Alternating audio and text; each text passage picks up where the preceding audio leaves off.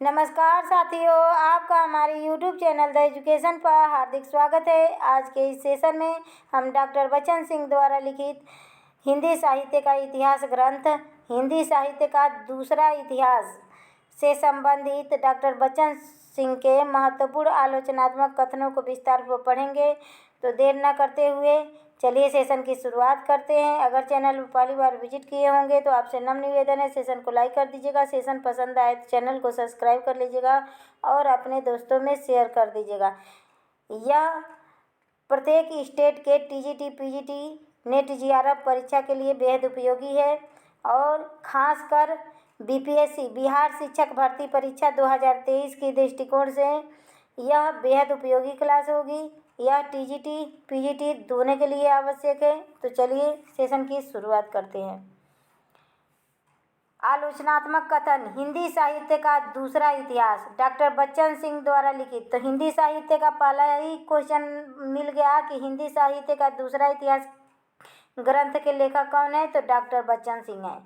Doctor Bachchan Singh का काल विभाजन। डॉक्टर बच्चन सिंह ने अपने इतिहास ग्रंथ हिंदी साहित्य का दूसरा इतिहास को कितने कालों में विभाजित किया, तो डॉक्टर बच्चन सिंह ने अपने इतिहास ग्रंथ को 4 कालों में विभाजित किया, जो इस प्रकार हैं। पहला है अपभ्रंश काल।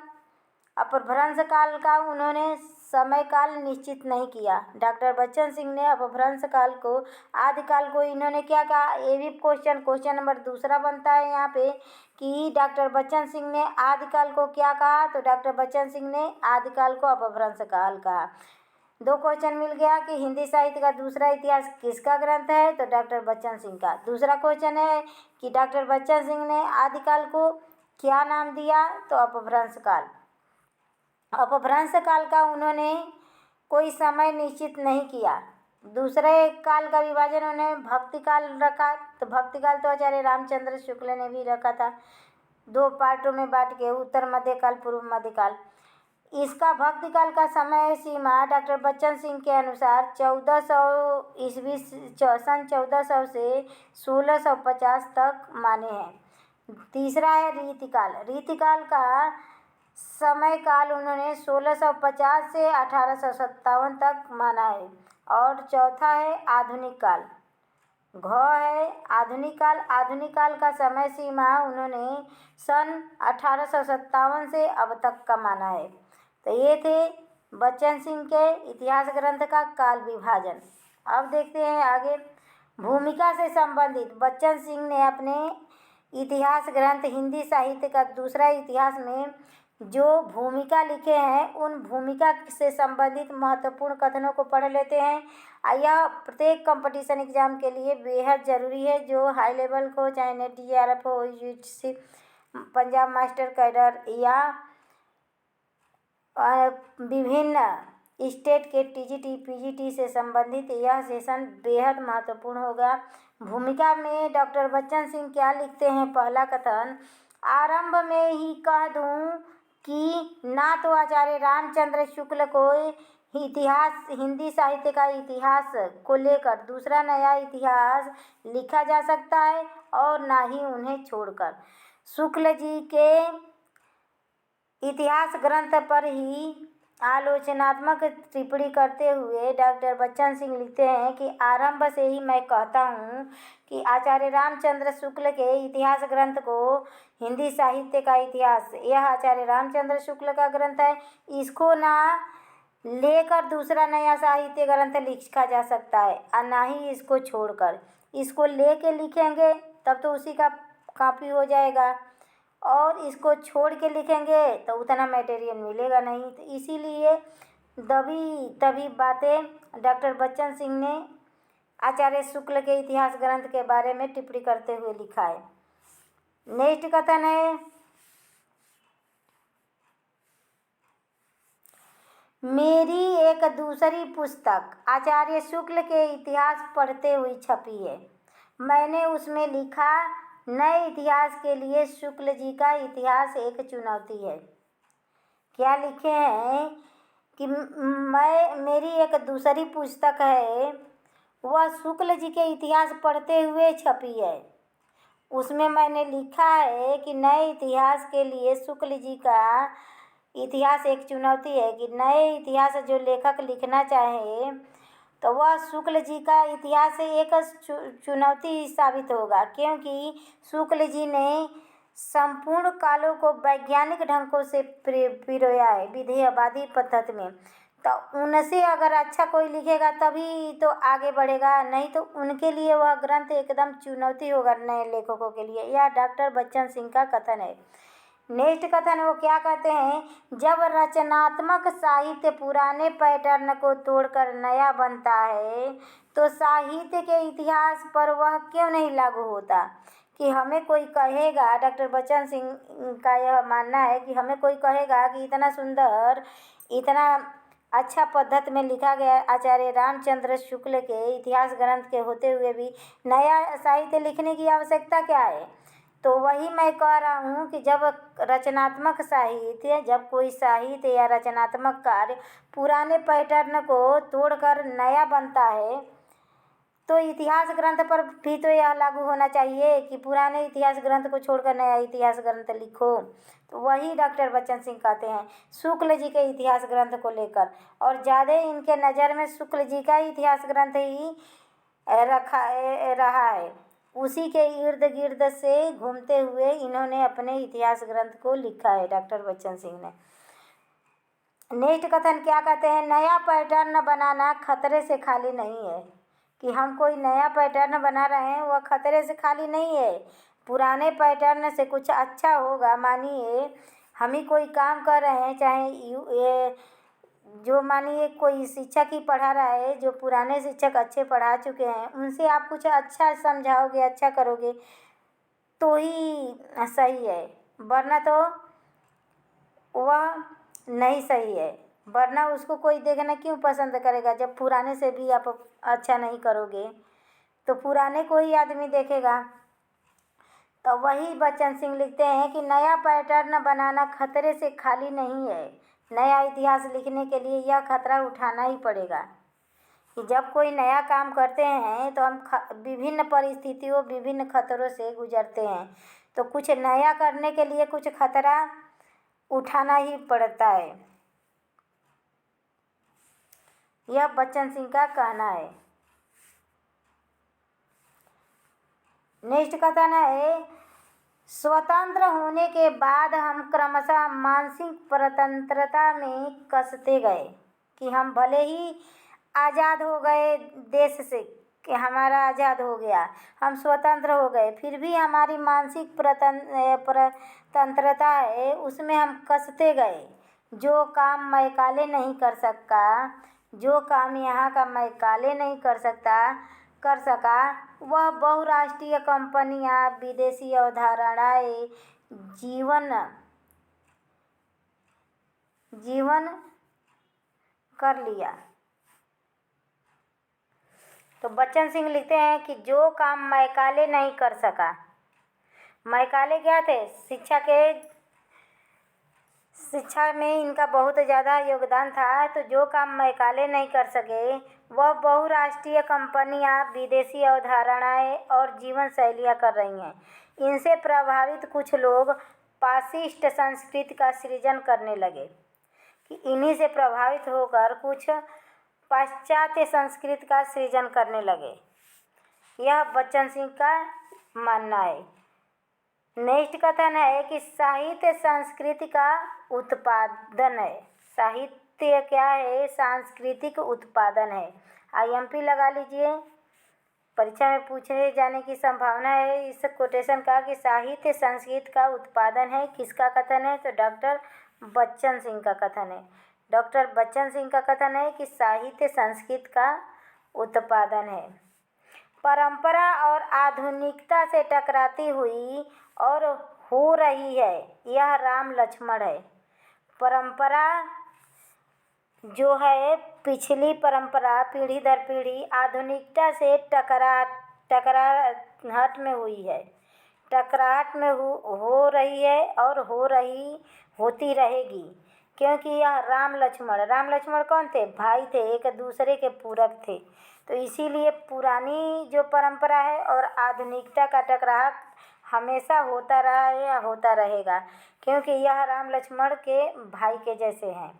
यह पुराना और आधुनिक संस्कृति, यह डॉक्टर बच्चन सिंह ने लिखा है। तो इसीलिए जो पुराने साहित्य हैं उन्होंने अपने और शुक्ल की साहित्य की तुलना करते हुए यह भूमिका में कथन लिखा है डॉक्टर बच्चन सिंह ने।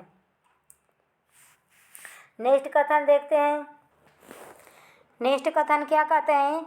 परंपरा और आधुनिकता में टकराहट हुई और हो रही है। यह राम लक्ष्मण की तरह है कि पुरानी परंपरा और आधुनिक परंपरा के में टकराहट हमेशा से हुई है। यह राम लक्ष्मण भाई जैसे है, एक दूसरे के पूरक। पूरक माने हैं मतलब शुक्ल जी के इतिहास और अपने इतिहास ग्रंथ की तुलना किए हैं डॉक्टर बच्चन सिंह। नेक्स्ट कथन कहते हैं, पहले आदिकाल, मध्यकाल और आधुनिक काल की संज्ञाओं को लें। इस तरह का काल विभाजन पुराना पड़ गया है कि आदिकाल, मध्यकाल, आधुनिक काल, यह पुराना पड़ गया है। यह शुक्ल जी पर व्यंग करते हुए डॉक्टर बच्चन सिंह लिखे हैं। यह कथन आ सकता है, IMP लगा लीजिए और नोट डाउन कीजिए। आदिकाल का नाम भ्रामक है, जैसे हजारी प्रसाद द्विवेदी आदिकाल रखे हैं आदिकाल का नाम, तो वही लिख रहे हैं कि हजारी प्रसाद द्विवेदी के इतिहास ग्रंथ पर भी चोट किए हैं डॉक्टर बच्चन सिंह। कोई भी नया लेखक है पुराने लेखकों के कुछ बातों को ही व्यंग करके अपना नया महल खड़ा कर सकता है। तो वही डॉक्टर बच्चन सिंह लिखे हैं कि आदिकाल का नाम भ्रामक है, भ्रम जैसा है। इससे बाबा आदम के ज़माने का आभास होता है कि आदिकाल, जैसे आदिकाल में नहीं आदि मानव रहते थे मैं थी पत्तों का कपड़े पहनते थे, भालों से शिकार करते थे। उसी तरह इस साहित्य को आदिकाल के नाम को ही उन्होंने बाबा आदम के ज़माने का नाम कहा। यह डॉक्टर बच्चन सिंह का महत्वपूर्ण कथन। IMP लगा लीजिए। अगर सेशन पसंद आ रहा होगा तो प्लीज़ चैनल को सब्सक्राइब कीजिएगा, सेशन को लाइक कर दीजिएगा। नेक्स्ट है, आगे क्या लिखते हैं डॉक्टर बच्चन सिंह? भाषा की दृष्टि से 1000 से 1400 का समय महत्वपूर्ण है कि भाषा की दृष्टि से 1000 से 1400 का समय महत्वपूर्ण है। यह भाषा के संबंध में डॉक्टर बच्चन सिंह का कथन है। नेक्स्ट कथन क्या लिखते हैं? अब अपभ्रंश को कोई पुरानी हिंदी कहता है। अब अपभ्रंश को कोई पुरानी हिंदी कहता है कि अब कोई अपभ्रंश को, जैसे अपभ्रंश काल थी लिखे हैं ना कई लोग, तो कि अब अपभ्रंश को कोई पुरानी हिंदी नहीं कहता है। कहता नहीं, नहीं कहता है, यहाँ पे नहीं होना चाहिए, नहीं कहता है। सभी लोग अपभ्रंश कहते हैं। जैसे चंद्रधर शर्मा गुलेरी, आचार्य रामचंद्र शुक्ल पुरानी हिंदी कहे हैं, उन्हीं पर व्यंग करते हुए डॉक्टर बच्चन सिंह लिखते हैं कि अब अपभ्रंश को कोई पुरानी हिंदी नहीं कहता है, कि अपभ्रंश एक अपने आप में एक भाषा है। नेक्स्ट कथन लिखते हैं, प्रामाणिक रूप से हिंदी की 3 बोलियों का उदय देखा जा सकता है कि जिसका प्रमाण मिलता है वह हिंदी में 3 ही बोलियों का मात्र उदय हुआ है। एक तो है मैथिली, दूसरी है अवधी, तीसरी है खड़ी बोली। पहले के प्रयोक्ता मतलब मैथिली बोली के प्रयोक्ता कौन है? विद्यापति हैं। इन्होंने पदावली लिखा था ना, पदावली की रचना विद्यापति ने लिखा। इसी पदावली के रचना के आधार पर इन्हें मैथिल कोकिल कहा गया है। तो मैं पदावली मैथिली भाषा में ही लिखे, तो यही बोले कि प्रमाणिक रूप से 3 ही बोलियों का उदय देखा जा सकता है हिंदी में। पहला है मैथिली, दूसरा है अवधी और तीसरा है खड़ी बोली। लेकिन यह आचार्य शुक्ल नहीं मानते हैं। उन्हीं का बातों का खंडन करते हुए डॉक्टर बच्चन सिंह लिखे हैं कि पहले के प्रयोक्ता मतलब मैथिली के प्रयोक्ता कौन है? विद्यापति। दूसरे के प्रयोक्ता कौन है? मुल्ला दाऊद हैं। दूसरे मतलब अवधी के प्रयोक्ता कौन है? मुल्ला दाऊद। और खड़ी बोली के प्रयोक्ता हैं तीसरे अमीर खुसरो। खड़ी बोली के प्रयोक्ता तो आचार्य रामचंद्र शुक्ल भी मानते हैं कि अमीर खुसरो हैं। नेक्स्ट कथन क्या लिखते हैं डॉक्टर बच्चन सिंह, और IMP लगा लीजिएगा कि उन्होंने आ जाएगा अगर प्रश्न में कि बच्चन सिंह के अनुसार कितने बोलियों को प्रामाणिक माना गया है, तो मात्र 3 बोलियों को। मैथिली बोली को, मात्र 3 बोलियों को बच्चन सिंह के अनुसार मात्र 3 बोलियों को प्रामाणिक माना गया है। एक है मैथिली, दूसरा है अवधी, तीसरा है खड़ी बोली। तो उन्होंने ये भी पूछ सकता है कि खड़ी बोली के प्रयोक्ता आचार्य बच्चन सिंह के द्वारा, डॉक्टर बच्चन सिंह के द्वारा किसे माना गया है, तो अमीर खुसरो को। अवधी के प्रणेता बच्चन सिंह के अनुसार किसे माना गया है, तो मुल्ला दाऊद को। अब मैथिली के प्रयोक्ता तो विद्यापति को। खड़ी बोली अगर अवधी कह देगा तो अवधी के प्रयोक्ता तो आदमी जायसी को लगाएंगे या नहीं तो तुलसीदास को।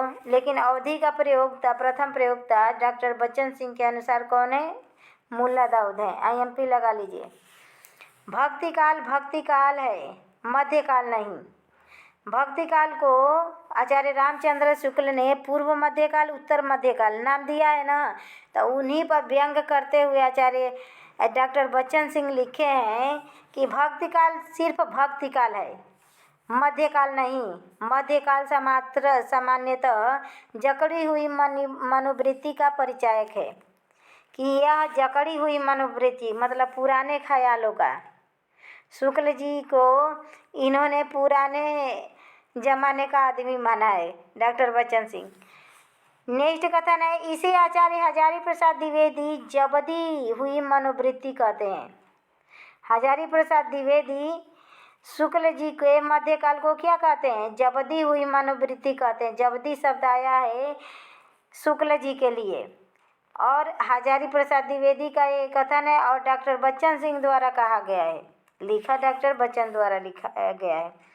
नेक्स्ट क्या कहते हैं डॉक्टर बच्चन सिंह, अनेक अर्थों में यह नवजागरण काल है।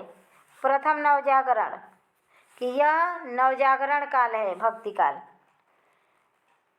रीति काल वस्तु, शैली, छंद, रूप, विधान में भक्ति काल से भिन्न भूमिका पर खड़ा है। कि रीति काल भक्ति काल से बिल्कुल भिन्न है, बिल्कुल अलग है।